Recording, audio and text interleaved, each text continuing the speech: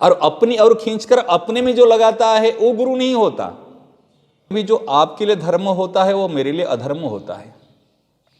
विवाह करना गृहस्थ के लिए धर्म है, परंतु एक सन्यासी एक साधु के लिए स्त्री रुपये पैसा उनके लिए अधर्म है। गृहस्थ के पास रुपये पैसे संग्रह करना रहना उनके लिए धर्म है। परंतु वर्तमान समय में जो प्रणाली है ना, गुरु तो बनते हैं लेकिन गुरु का काम नहीं करते। बात समझ रहे हैं ना? ये बड़ी दिक्कत हो जाती है। जैसे आप बाप तो बन जाओगे लेकिन एक परिवार का पालन पोषण नहीं करोगे।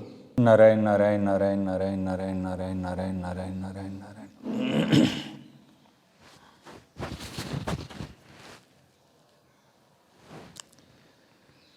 भक्त भक्ति भगवंत गुरु चतुर नाम बपु एक, इनके पद वंदन किए नाशत विघ्न अनेक।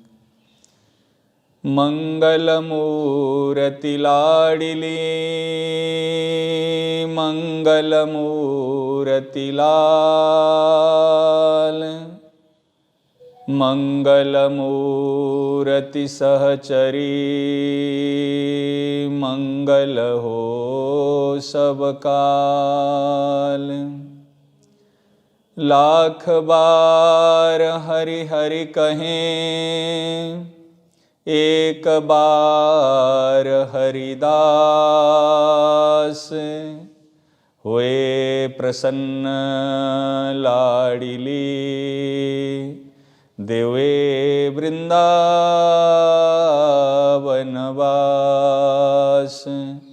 देवे वृंदावनवास।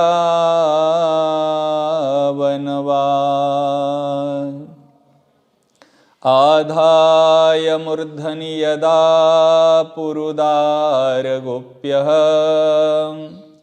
काम्यं पदं प्रियगुणैरपि पिच्छमौलेः। भावोश्च वेन भजतां रसकामधेनुं, तं राधिका चरणरेणुमनुस्मरामि, तं राधिका चरणरेणुमनुस्मरामि।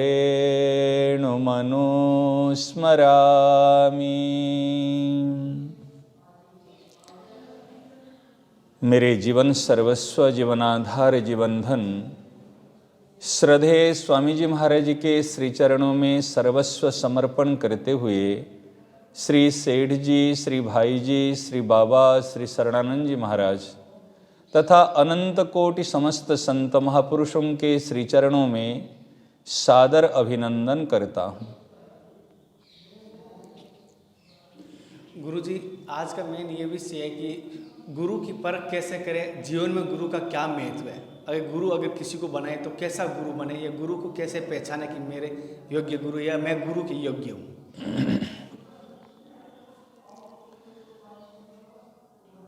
देखिए, जो गुरु का प्रकरण है,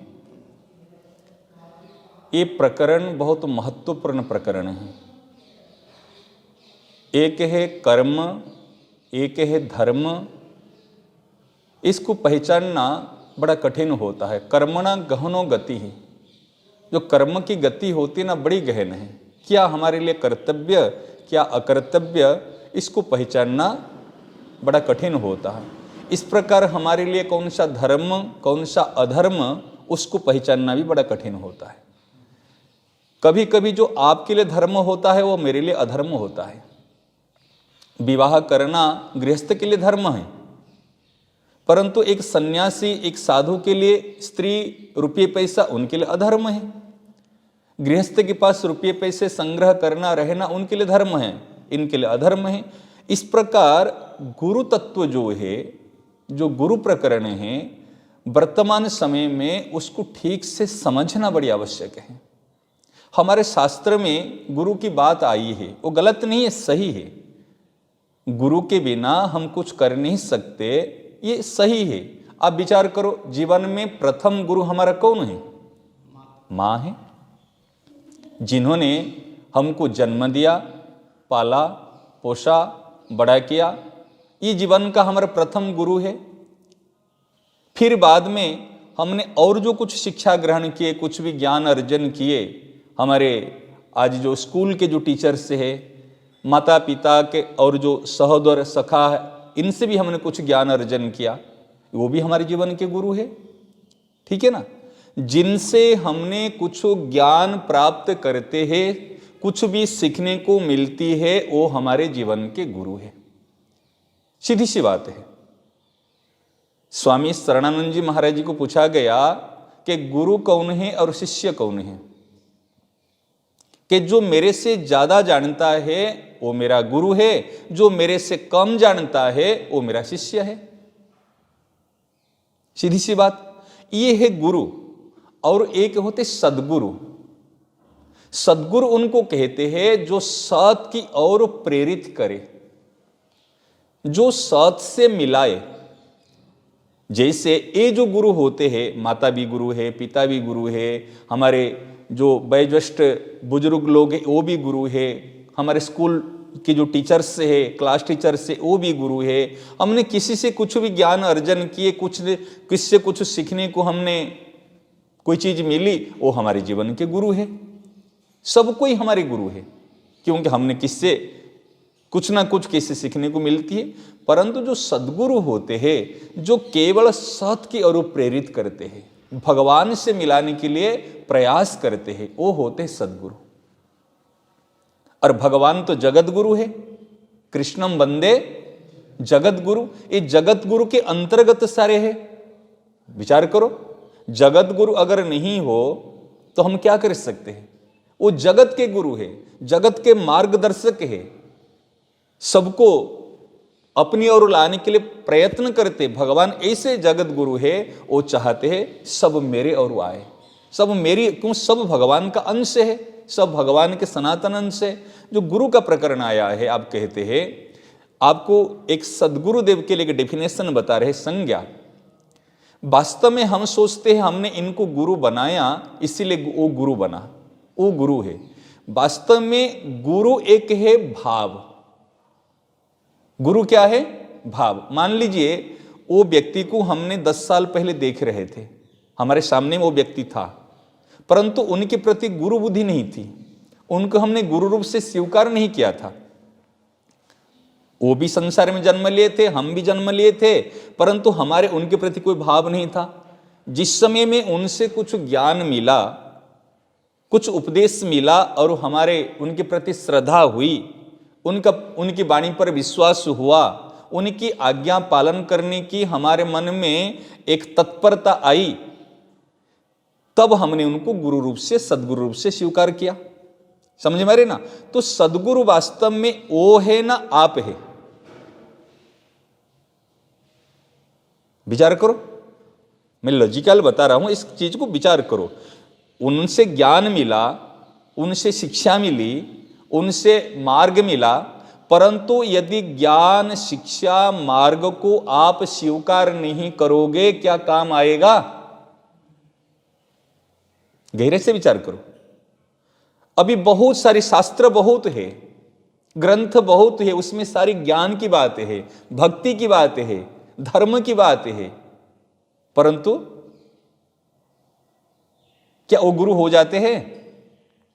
कैसे नहीं? क्योंकि हमने स्वीकार किया। देखो डेफिनेशन बता रहा हूं, सूत्रात्मक। श्रद्धा प्लस विश्वास प्लस आज्ञा पालन इक्वल टू गुरु भाव। जिन संतों के प्रति कि जिन व्यक्ति के प्रति आपकी श्रद्धा नहीं होगी, आप इनको गुरु मान नहीं सकते। सेना ने बताओ। दूसरी बात, उन्हीं के वाणी पर आपका विश्वास नहीं होगा तो आप इनको गुरु मान नहीं सकते। अरे पता नहीं सही बोलता है या गलत बोलता है। तीसरी बात, अगर उनकी आज्ञा पालन करने की आप में सामर्थ्य नहीं है, आप में रुचि नहीं है, तो भी भले ऊपर से दीक्षा और कंठी तिलक ले लोगे, लेकिन वो गुरुत्व, गुरुभाव नहीं रहेगा। गुरु क्या है? गुरु है एक गुरुत्व। जैसे पृथ्वी में एक गुरुत्व आकर्षण शक्ति है, कोई भी चीज अगर फेंकेंगे वो अपनी ओर पृथ्वी खींच लेती है। गुरुत्व आकर्षण शक्ति। इस प्रकार गुरु वही होता है जो जीव को, जो भूले भटके को वो खींचकर अपनी ओर खींचकर सीधे भगवान की ओर लगा लेता है। और अपनी ओर खींचकर अपने में जो लगाता है वो गुरु नहीं होता। बात समझ रहे ना? जो अपनी पूजा कहता है, अपने में लगाता है, वो गुरु नहीं होता। वो अपनी ओर खींच के जो अपने, जो जहां से बिछड़ा हुआ है उनकी ओर लगा देता है, वो होता है गुरु। तो गुरु जो है, अगर शिष्य उनको, उनके प्रति श्रद्धा नहीं रखेगा, उनके प्रति विश्वास नहीं रखेगा, उनकी आज्ञा का पालन नहीं करेगा, तो सर्वसमर्थ होते हुए भी वो क्या काम आ सकते हैं? कोई काम अभी बहुत पानी है, समुद्र में बहुत पानी है, परंतु उस समुद्र का पानी हमारा क्या काम आएगा? प्यास बुझाने में काम आएगा?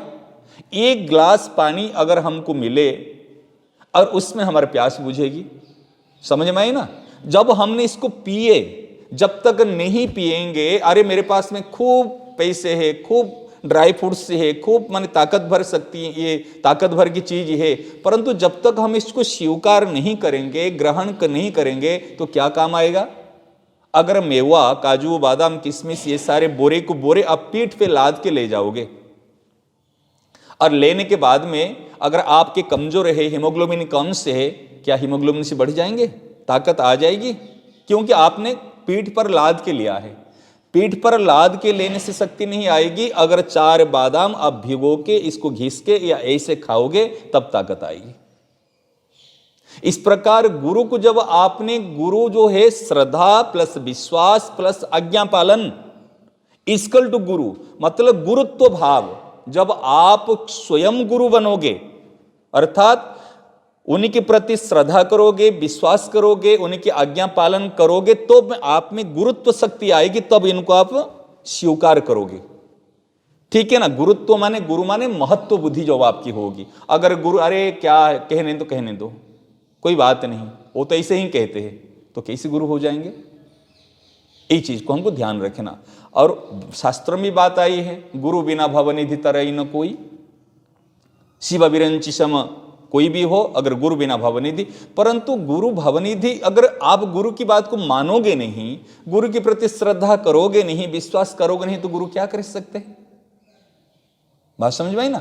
तो वर्तमान समय में जो परंपरागत, देखो शास्त्र में जो बात आई है, एक निषेध नहीं है, गलत नहीं है, परंतु वर्तमान समय में जो प्रणाली है ना, गुरु तो बनते हैं लेकिन गुरु का काम नहीं करते। बात समझ रहे ना? ये बड़ी दिक्कत हो जाती है। जैसे आप बाप तो बन जाओगे लेकिन परिवार का पालन पोषण नहीं करोगे, तो क्या आपको वास्तव में उत्तम पिता कहा जाएगा? इस प्रकार गुरु बनने के बाद में जिम्मेदारी होती है, जो शिष्य बने हैं उनको भगवान की ओर लगाना। और एक लाइन में आपको बताऊं, गुरु कौन हो सकता है? हम तो डेफिनेशन बताते हैं, कहे जो आपके लिए नरक जाने के लिए तैयार हो जाएगा, उनको आपके जीवन के सद्गुरु मान लेना। कौन ऐसे है जो आपके लिए नरक जाने के लिए तैयार हो जाएगा? जे भाई, इस शिष्य का जितने दुख कष्ट संताप मैं सब सहन कर लूंगा, सब स्वीकार कर लूंगा, लेकिन उनको भगवान की ओर भेजूंगा। अगर इनसे मेरा संपर्क है, मेरे से इनका संपर्क है, केवल भगवान की ओर अभिमुख करना मेरा कर्तव्य है, उनको गुरु मान लो, सदगुरु मान लो। बात समझ में आई ना? तो वर्तमान समय में दीक्षा प्रणाली ये शास्त्र में आई है। दीक्षा क्या है? दीक्षा एक परंपरा है, मतलब एक निष्ठा को प्राप्त करने के लिए इधर उधर भटके नहीं, एक मार्ग में चले, एक के कहनानुसार चले। नहीं तो गंगा गए गंगादास, यमुना गए यमुनादास, जहां की जाए वहां की हो जाए, तो कुछ नहीं कर सकता। एक मार्ग में एक के कहनानुसार चलना, ये प्रणाली है, गुरु प्रणाली, आचार्य प्रणाली। ये गलत नहीं है, ये सही है, परंतु वर्तमान समय में उसको दुरुपयोग करते हैं, इसका गलत फायदा उठाते हैं और लोभ प्रलोभन में आकर अनेक शिष्य बना के उनसे भेंट पूजा की तो बात रहती है, लेकिन उनके उद्धार की चिंता नहीं रहती, उनके कल्याण की चिंता नहीं रहती। ये हानिकारक है। फिर उनके लिए फिर हमको 2 बार जन्म लेना पड़ेगा अगर उनका उद्धार नहीं किया तो, गुरु बनकर। और समझ में, इसलिए श्रद्धेय स्वामी जी महाराज इस चीज के लिए निषेध करते थे। भाई वर्तमान समय में ऐसे कोई व्यक्ति नहीं है जिनके मन में इतने हित की भावना हो कि भाई मेरे जिनको मैं स्वीकार किया हूं उनका मैं कल्याण कराऊं, उनके लिए मैं प्रयास करूं, इतने भाव नहीं है। और शिष्यों का भी इतनी भाव नहीं है जे अपने आप को संपूर्ण समर्पण कर ले, गुरु की आज्ञा के अनुसार चले। गुरु ने कह दिया भाई ये सोने का खंभ है, तो आप कहोगे ये तो कैसे बात कर रहे हैं, सोने का खंभ कह रहे, तो फिर कहां श्रद्धा हुई। पहली बात तो होती अरे ये झूठ बोलते हैं, हमको जानकारी नहीं। दूसरी बात तो होती है ठीक है गुरु जी जो कह रहे बात तो सही है लेकिन हमको जचती नहीं है। तीसरी बात तो होती है नहीं गुरु जी तो जो कह रहे सही है, पुण्य मुझे तो दिखती नहीं है, मैं कैसे मान लूं। और चौथी बात तो होती है अगर सदगुरुदेव ने कह दिया सोने का खंभ, इसमें कोई संदेह नहीं है सोने का खंभ ही है। ये होती उत्तम क्वालिटी के, उत्तम स्तर के शिष्य का लक्षण। ना इतनी कोई श्रद्धा है आजकल समय में, ना इतनी कोई विश्व। इसीलिए इस परंपरा के लिए कहते हैं श्रद्धेय स्वामी जी महाराज जी ने गुरु तत्व को निषेध नहीं किया। बनावटी गुरु, पाखंडी गुरु जो वर्तमान समय में गुरु के नाम पर माने धोखा दे रहे हैं, जो गुरु के नाम पर जो अपने दूसरी चीज को ग्रहण करे, इसके लिए मना किया। शिष्य का शोक न हरे, धन तो हरण कर लेता है लेकिन इनको शोक चिंता को हरण नहीं करता, वो कैसे गुरु हो जाएगा। रामचरितमानस में स्पष्ट रूप से आया, उनके शोक को हरण करना, उनके टेंशन को रिलीफ करना, ये होता है गुरु का काम। ठीक है ना। ये इस प्रकरण बहुत है, लेकिन गुरु तत्व निषेध नहीं है, गुरु वास्तव में खराब नहीं है, परंतु जो वर्तमान समय में ऐसे उत्तम गुरु और उत्तम शिष्य मिलना कठिन होता है। और गुरु बना लेगा, बात नहीं मान पाएगा तो अपराध लग जाएगा। अगर ऐसे नहीं बनाया है, जो अच्छी बात मिली तो ले लिया, अगर अच्छी बात नहीं मिली तो छोड़ दिया, तो उसमें अपराध नहीं है। तो इस चीज को लेकर इस बात हुई है। अगर उत्तम मिल जाते हैं तो उनसे ज्ञान अर्जन करने में कोई दोष नहीं। हमारे शास्त्र में आया है ना कुछ हम हंस के सीखे, ना कुछ हम रो के सीखे, जो कुछ थोड़ा सा सीखे किसी के हो के सीखे। जो कुछ थोड़ा सा सीखे किसी के हो किसी का, अब जिसके हो किसी के वो हमारे जीवन के गुरु हैं। सबको गुरु भाव से प्रणाम करो, सबको सम्मान दो, कोई दोष नहीं है। हाँ, और जिनसे हमको बिल्कुल भगवान की ओर वो चीज मिलती है, और देखो जो हमारे से कुछ भी कभी चाहता नहीं है, वो गुरु का लक्षण होता है। महाराज जी ने कहा जो हमारे से कभी भी किंचित मात्र कुछ भी नहीं चाहता, और जिनके पास में बैठने से हमको शांति मिलती है, जिनके पास में हमारे संपूर्ण समस्याओं के समाधान होता है, समझ रहे ना। ये हमारे जीवन के गुरु बनाओ चाहे मत बनाओ, वो गुरु सदगुरु हो ही जाता है। इसलिए महाराज जी ने कहा मैं गुरु तो बनता नहीं हूं लेकिन गुरु का काम करता हूं। अच्छा, गुरु का काम करना वाला बड़ा होता है ना, गुरु बन जाए और गुरु का काम नहीं करे वो बड़ा होता है।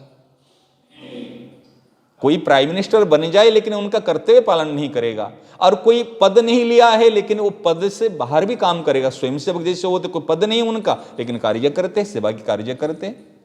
ठीक है ना, ये बात ऐसी। नारायण नारायण।